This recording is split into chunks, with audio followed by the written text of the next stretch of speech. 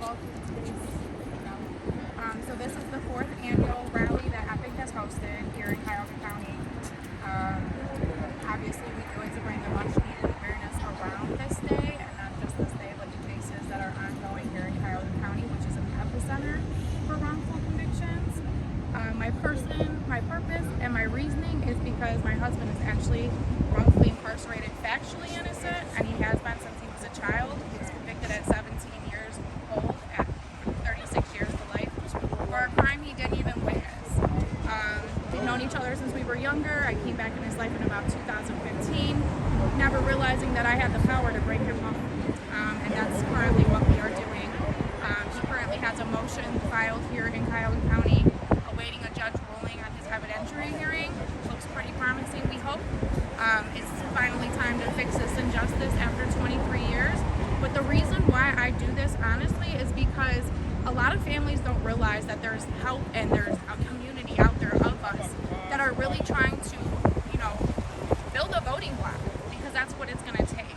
When we think about wrongful convictions, it comes from the people that we're putting in place of power.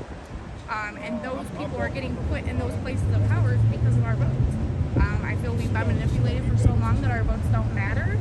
And I believe that if we stop allowing them to manipulate us and believe that our votes do matter, because if they didn't, they wouldn't keep trying to oppress people from voting, right? And if we came together and started voting like we should, we can make real change in this system. It's not just here in Ohio. We have wrongful convictions all over this country, running rampant, and it's time to put an end to them or find a solution. And I believe the solution, first and foremost, would be abolishing immunity, all immunity. No one else should be more protected than another person because of the career that they chose to take. I feel if we hold them accountable, maybe we can combat some of these wrongful convictions. If they know they're going to be held accountable, it would make them think twice about putting innocent people in prison.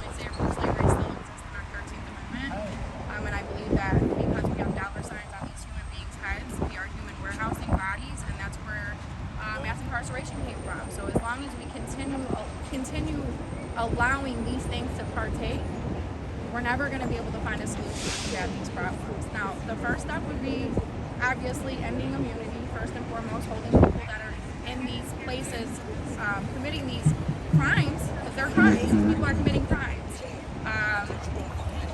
There wouldn't be as many.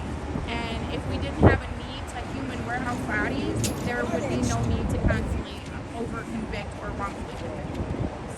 So that's why I do this. So my main takeaway is you are not alone, especially if you have a loved one who's wrongfully incarcerated. I always tell people, request those documents, request the police files, request the prosecutor files, request the court records, because you would public knowledge. It is Freedom Information Act, and it's sickening what they hide in these type of files, and you don't know unless you request them. And that's kind of what opened the gateway for me, was requesting police files and requesting prosecutorial files, and seeing that they knew all along that my husband never committed that crime. And if they've done this to my husband, God only knows how many other people they've done. And as you can see behind me, we took the boards up. We're at 42 in Cuyahoga County. 38 or better have spent more than 5 years in prison. So just imagine, day for day having to spend not just 5 years, but decades. We have a young man not a young man, but 83 years old, 46 years in prison for a crime he didn't commit. It's bringing the public awareness to the people that feel like it doesn't affect them. It affects everyone. As taxpayers, we foot the bill to these compensations when these men and women get exonerated. Not the people that put them in that place, but we as taxpayers foot that compensation bill. Enough is enough. We need everybody to realize it's time to start putting our dollars into our schools instead of into these wrongful convictions that our government created. And this is the beauty that makes us look around and see all the free people